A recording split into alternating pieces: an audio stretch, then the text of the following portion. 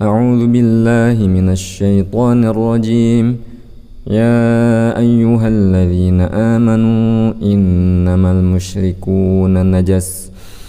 Disebutkan di dalam Al-Qur'an bahwa sesungguhnya orang-orang kafir, orang-orang yang berbuat kesyirikan dalam bentuk apapun, orang-orang yang statusnya non-muslim dalam bentuk apapun, maka mereka disebut di dalam Al-Quran dengan diksi atau redaksi najas. Nah, para ulama menjelaskan bukan artinya jika kita bersalaman atau bersenggolan dengan mereka lantas kita wajib untuk mencuci misalnya bagian yang tersenggol itu sebelum kita melakukan sholat. Bukan najis dalam artian seperti yang kita pelajari dalam bab fikih. Namun maksud najasun di situ adalah bahwa keyakinan, bahwa kepercayaan, bahwa kekufuran mereka itulah yang merupakan sesuatu yang najis, yang kotor. Jadi antara kekufuran dengan keimanan, antara kesyirikan dengan tauhid adalah hal yang saling membatalkan. Artinya jika seseorang muslim, mukmin, bertauhid, sah Islamnya, maka dia tidaklah kafir, tidaklah syirik.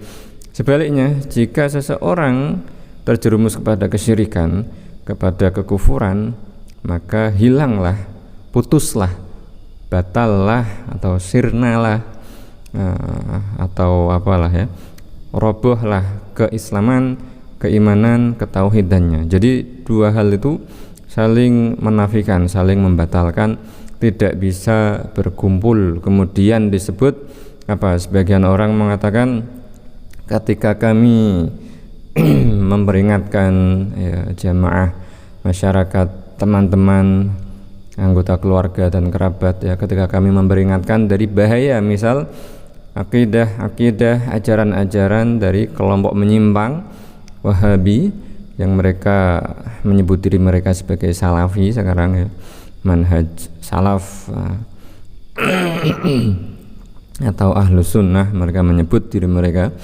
Nah, ketika kami memperingatkan akan bahaya dan darurat terhadap apa? Bahaya ajaran mereka, sebagian orang mengatakan kamu itu jangan memecah belah umat Islam. Mestinya yang kamu usahakan itu, yang kamu sampaikan itu adalah supaya umat Islam bersatu. Kata dia bahkan apa?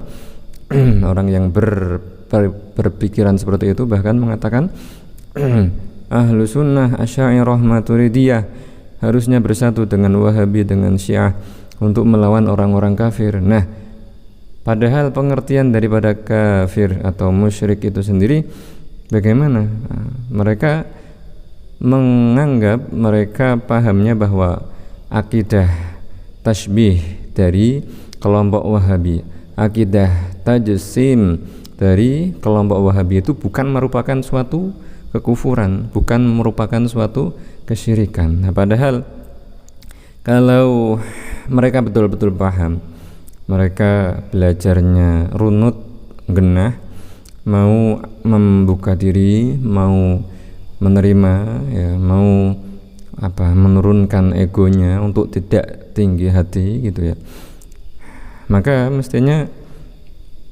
berpikir jernih untuk kemudian menimbang. Meskipun misal disebutkan di banyak kitab kuning bahwa katanya kalau orang yang mengatakan bahwa Allah adalah jism la kal ajsam, katanya tidaklah kafir. Nah, meskipun banyak disebutkan di kitab-kitab kuning mencatut nama, misal disebut katanya yang berkata demikian salah satunya Syekh Nawawi Banten katanya. Nah, terus kemudian yang dicatut lagi namanya di kitab-kitab kuning itu banyak beredar yang berkata demikian, katanya Al-Imam Al-Ghazali. Nah, nggak mungkin ya ulama sekelas Al-Imam Al-Ghazali dan juga ya menurut kami pribadi Syekh Nawawi Al-Bantani semisal pengajaran dan kealimannya sedemikian rupa, sedemikian hebat, kemudian samar bagi beliau-beliau untuk mengatakan bahwa yang menganggap bahwa Allah adalah jisim, kemudian dia sembarang mengatakan bahwa Allah itu jisim tapi tidak seperti jisim, kemudian kok tidak dihukumi sebagai kekufuran dari bab pintu atau dari jalan kekufurannya itu karena dia terjerumus kepada kufur ucapan, ya, kufur ucapan. Jadi taruhlah seseorang misal hanya sekedar berucap, asalkan dia tahu apa arti daripada jismun, meskipun dia mengatakan la kal ajsam, ya, dengan catatan tadi asal dia tahu apa arti jismun, ya. Misal dia sudah belajar, sudah dengar, sudah dikasih tahu bahwa jismun itu adalah sesuatu yang tersusun.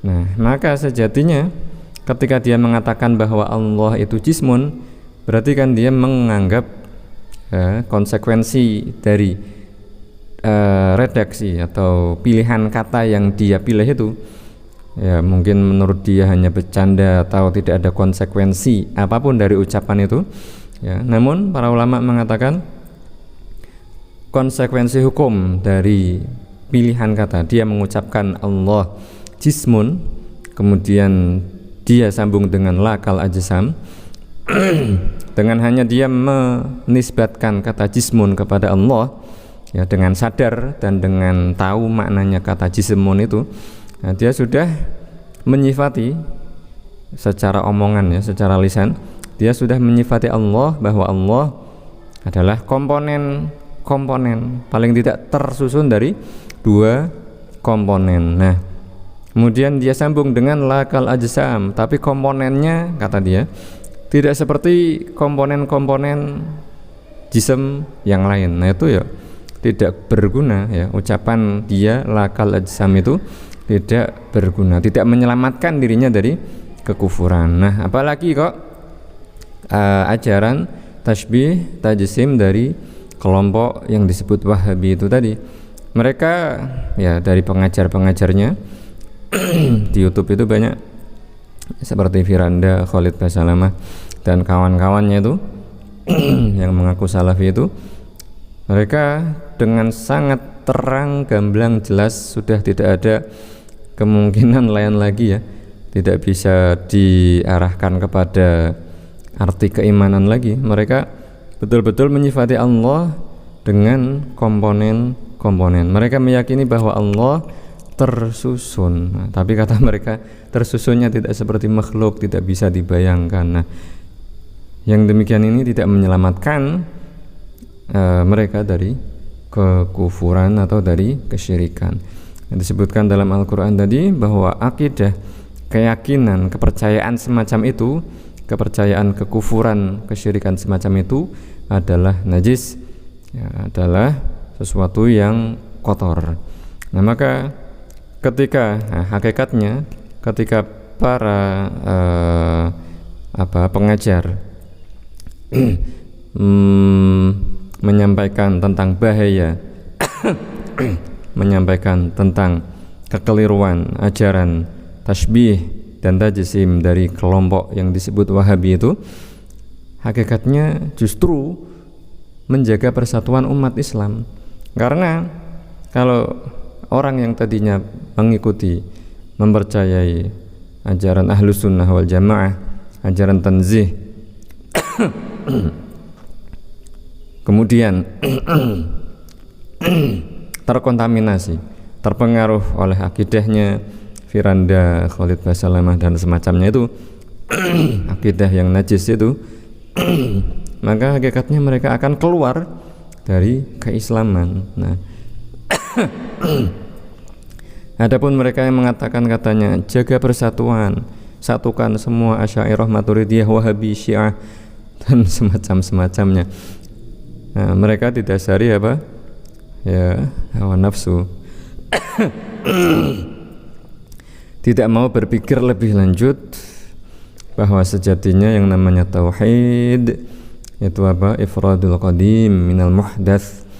Betul-betul mengetahui, betul-betul meyakini 100% sepenuhnya bahwa Allah zat yang qadim, maha suci dari segala sifat kemakhlukan. Dan kelompok yang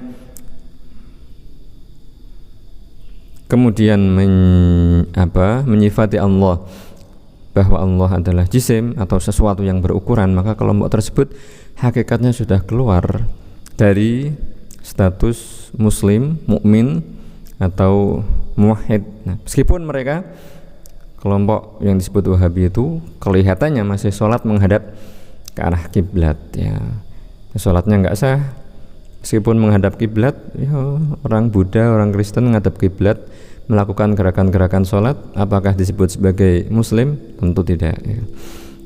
Semoga bermanfaat.